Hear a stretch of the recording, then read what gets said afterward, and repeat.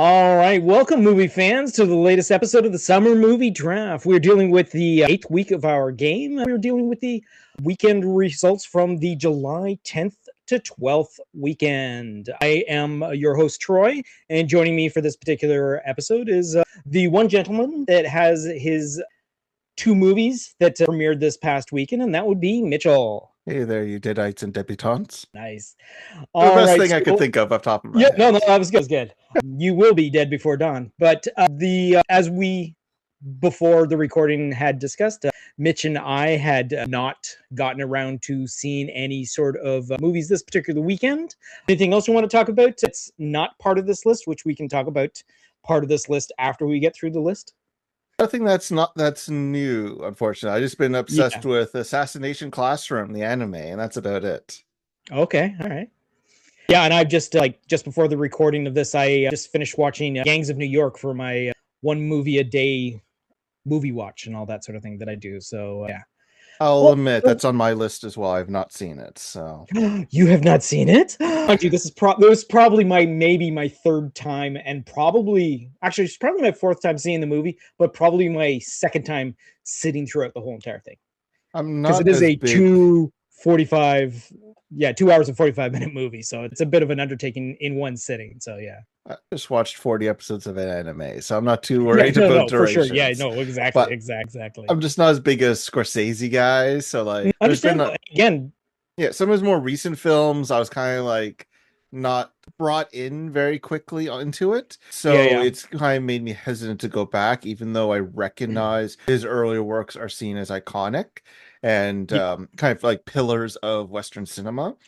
But at the Yes. same time, I'm like, so. Yeah, exactly. Yeah, exactly. All right. You're probably not in the minority, though. I mean, I'm sure there's a lot of people like Martin who. Short? Yeah, exactly. All right. So what we're going to start off with is always the fun thing. We're going to deal with the domestic weekend box office from this past weekend. Like I mentioned, the 10th to the 12th. Again, just dealing with the market in North America. And starting off from number 10 is Backrooms, which brought in $1.4 million. In ninth place was Disclosure Day with $3.2 million. Eighth place was Supergirl with $3.5 million. In seventh place is the fantastically wonderful, still on the top 10 list, Obsession with $3.8 million. Sixth place was The Invite, bringing in another $5.7 million. Fifth place was Young Washington with $6.4 million. Premiering in fourth place of the top 10 was Evil Dead Burns with $13.7 million. Third place goes to Toy Story 5 with $18.5 million. Second place is Minions and Monsters with $20.5 million. And premiering in first place with its opening weekend, Moana with $43 million. So, what do we have to say about some of this list? Well, first of all, actually, congratulations. In the top five, you have four of the top five. You have four of the top five, exactly. When you're going through it, I'm like, okay, that's not so bad. Because, excuse me, coming into the recording, I was a little.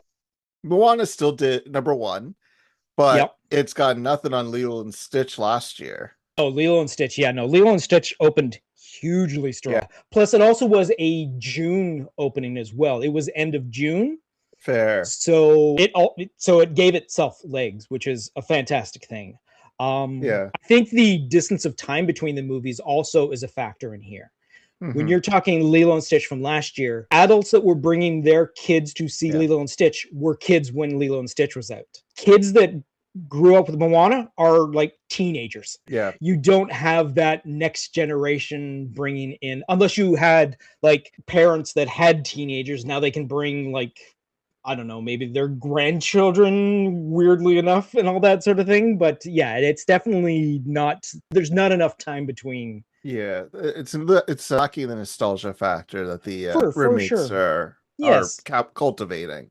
For sure. Yeah. I mean, it's looking, I'd like to see what the results are going to be for the upcoming Twisted live action, which again, itself is a very short period of time between the original animated and what they're proposed for. I think 2028, I think, is when they're planning for the Rapunzel. But again, one never knows. You might need to do a little retake. I think you said Twisted. Is it Tangled? It is Tangled. Okay. That's I was exactly like, what it is. Tangled. I thought it was going to be You're- another tornado movie for a second, and they're going to remake Twister. And I'm like, okay, they No, should really you are more absolutely correct. You're Twisters. absolutely correct and all that sort of thing. Yes, it is Tangled, Okay, which snip all again, this out. why Um, not? Yeah, you leave it in. Why not? but I did not So know there was a new Tangled film coming out. I hadn't heard that one yet. yeah, exactly. Thankfully, they're not planning on bringing any of the voice actors into the roles like they did with Moana, which The weirdest of the voice actors that didn't come back was like Alan Tudyk as Hey Hey, as the yeah, simplest person to come yeah, back. And I'm like, exactly. Yeah, why couldn't you just put him in the studio? Or just that seemed a bit odd, but maybe his schedule was just busy with Resident Alien or something. I don't know. But I'm pretty exactly. sure he wouldn't mind. One never knows. I'm also thrilled to see Evil Dead Burns Yep. so high up in the Hmm. top 10, which is kind of nice. Horror movies of the magnitude that this movie is, like the fact that it's a very graphic, violent movie and all Yeah. that sort of thing, is always nice to see that, hey, the fans are still out there, especially when you're dealing with, again, another summer that is chock full of horror films. Yeah. We got 3 on the top 10 at the moment. Yeah, exactly. Yeah. Yeah. No, it's on my list. I've like started watching the original Evil Dead. I haven't made it to the new films yet. So Okay. I haven't seen anything new since I grew up on the old ones, but I Right. am working my way towards it. All right. Yeah, they definitely up the gore once you reach the more modern day movies, which of course you would, because you can. We're dealing with the budget from the original Sam Raimi's. That's why they look the way they did. Filmed in a But gymnasium, student exactly, budget. exactly, yeah. But yeah, so they have a very more visceral feel to them and all, Mhm. which is glorious. And again, I also definitely want to see this Evil Dead Burn, because I think it was you and me that were fighting off to see who can get it on Yeah. their list, because it was one of the ones that I definitely wanted to get, but sadly Mitch ended up winning that one. All right, so when it comes down to it, really big numbers are when we take it into the world box office into account for these sort of things, because that's when we have the big skyrocketing box office numbers coming in, which are fantastic to see. Now we are dealing with the list of the top 200, which is you can be found on the Box Office Mojo. And so it's just basically a listing of the top 200 money makers from the beginning of this year. So 2026 is their list. And I'm just going to read off the movies that are part of our game, which are basically started from the end of May and are going to the end of September. So out of the top 200, third place is Toy Story 5 with $879 million. Congratulations on that, Mitch. Make up for Moana. Exactly. Ninth place is Backrooms with $363.3 million. 10th place is Star Wars The Mandalorian and Grogu with $340.4 million. 12th place is Minions and Monsters with $280 million. 14th place is Disclosure Day with $228 million. 15th place is Scary Movie with $228.1 million. 25th place is Supergirl with $115.4 million. 27th place is Masters of the Universe with $112.5 million. Premiering at number 28 is Moana with $95 million. And if you look at the math there, Mitch, the movie did better overseas. All right. It'll find its audience. Yes, exactly. In 45th place, premiering on the list, is Evil Dead Burns with $40.7 million. Again, you look at those numbers, it did better overseas, which is a shocking thing for a North American horror film to begin with. But still, fantastic thing. In 50th place is Young Washington with $33.1 million. Still hasn't been released overseas yet, so we're just waiting for that secondary market to open up for Young Washington. 53rd place is Passengers with $31.6 million. 63rd place is Jackass, Best and Last, with $24.8 million. 73rd place is The Breadwinner with $20.2 million. 75th place is Pressure with $18.9 million. 109th place is I Love Boosters with $9.7 million.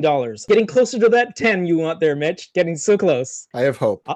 Yeah, exactly. 117th place is Leviticus with $8.1 million. 133rd place is The Death of Robin Hood with $6.3 million. 186th place is Stop That Train with $4 million. Now, unfortunately, the final movies in our list are well beyond the 200 line, and we'll just list them off in their numerical order. So we have Power Ballot with $3.3 million. Girls Like Girls with $2.7 million.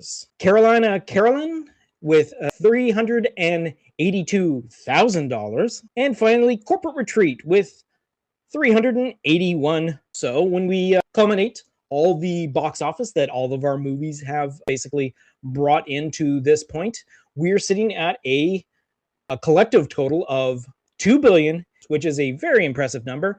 And like I had mentioned last week, I neglected to look up the numbers from the previous year to compare them and all that sort of thing. But again, last year, the grand total would have been a little different because we actually had a couple more weeks of the game because we started right at the beginning of May instead of the end of May like we did this year. But still, a very impressive outing so far. It's interesting to see the international market having such a big impact because, especially for films that one would assume are innately North American, like you said with Evil Dead.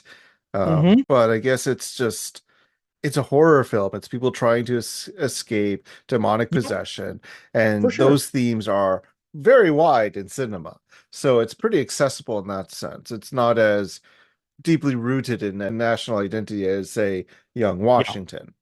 But exactly. Yeah. I know when I saw that number, I'm like, wait, I write down those numbers right? And I'll go back into it. I'm like, no, the international made more money, which again, also not too shocking that Moana would make a little more money overseas than it would because at this point, Minions and Monsters had been out for like an extra week because it was released the week prior internationally than we did get in North America. So that's why there was still a tight numbers between that and the others. And so, yeah. I was going to say I was surprised how close Minions and Monsters was to Toy Story, but that extra week, essentially, they've been out almost the same amount of time. So for sure, exactly, yeah. It's nice to see that. Like I said, we did the top 200. The top movies are Super Mario Galaxy, and the biopic Michael are the top two movie earners so far this year for 2026. All right, so basically what it comes down to, we each have a selection of movies that we picked from our draft. We did a spinning wheel, and then we bid on who could choose their movies for their roster and all that. And we're just going to give you the current running totals for everybody. So in fourth place is Troy, that's me, with a running total of $373 million. Moving up to third place is Dan with $424 million. Second place is Candace with $967.1 million. And our top player right now in first place is Mitch with $1,082 million. So there you go. Congratulations, Mitch. You're the first to reach $1 billion. I believe last year it was a little weirder for someone reaching $1 billion first because she only had 3 movies to choose from.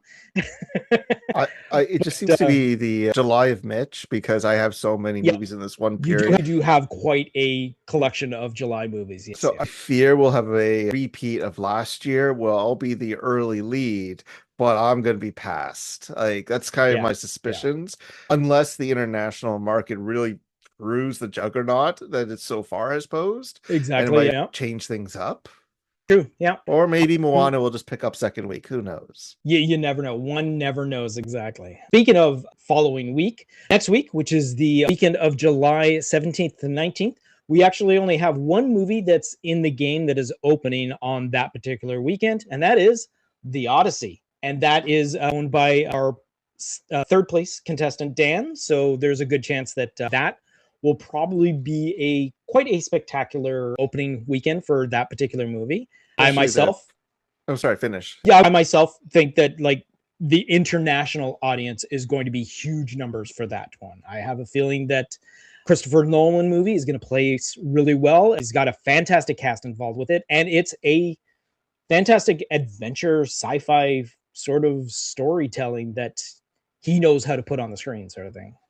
And here's the advantage of pre-sales, as he started marketing this film a year ago. And Yes, in the greater Toronto area, there's only like 4 cinemas that have the 70 mil film version. I think that's what it is. Yeah, something like that. Yeah. And a lot of them are sold out to the last week of July or Yeah. starting to Oh bleed yeah. into August. So he's Yep. already got 2 extra weeks of ticket sales, granted For sure. Yeah. limited cinema and format, but a higher ticket cost.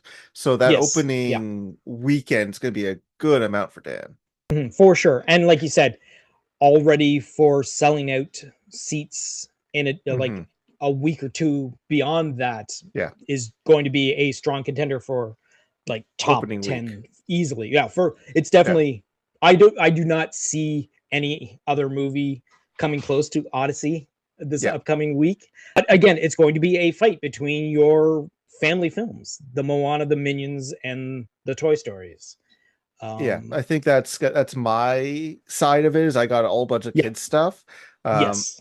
But I do think Dan will have the next 2 weeks, and then they'll be topped by Spider-Man. Like that seems the logical progression of the next month. That's what I'm hoping for because as Mitch has just talked about how there are tickets sold in advance for the Odyssey, Spider-Man has done the exact same thing. The at least furthest I've gone is to the following week, and the weekend tickets seem to be pretty much sold out. I haven't even checked like during the week after its opening. So, which of course we originally deal with the weekend, and then the following week we get, hey, this is what you made all last week, sort of thing. But yeah, so I'm looking forward to my one tentpole movie that I have left in this game to hopefully pull me out of last place for at least a while. So yeah. All right. Anything else you want to add to this particular story that we have going with us now, Mr. Mitch? No, I think we've hit all the main points.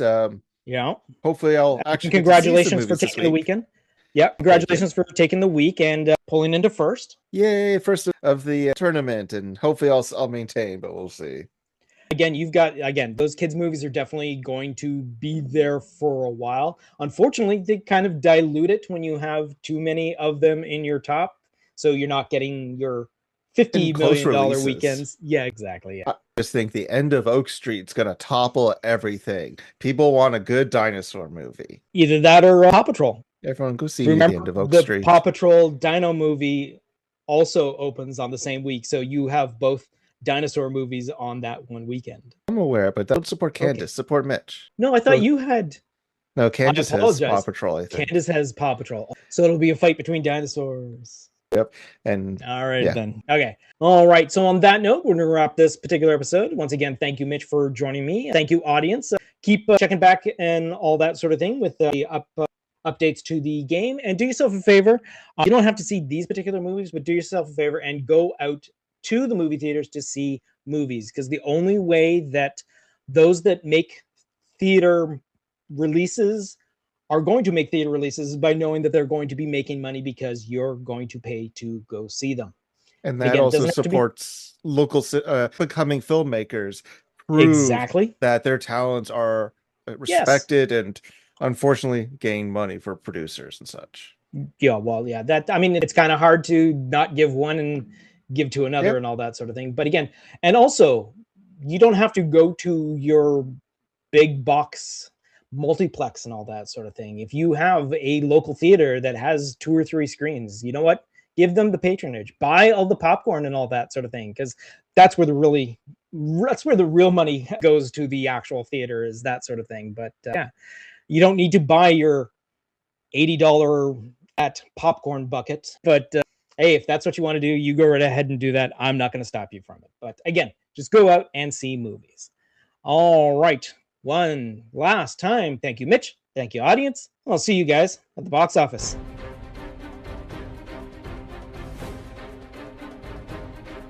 This has been the Summer Movie Draft, a Planet Geek production.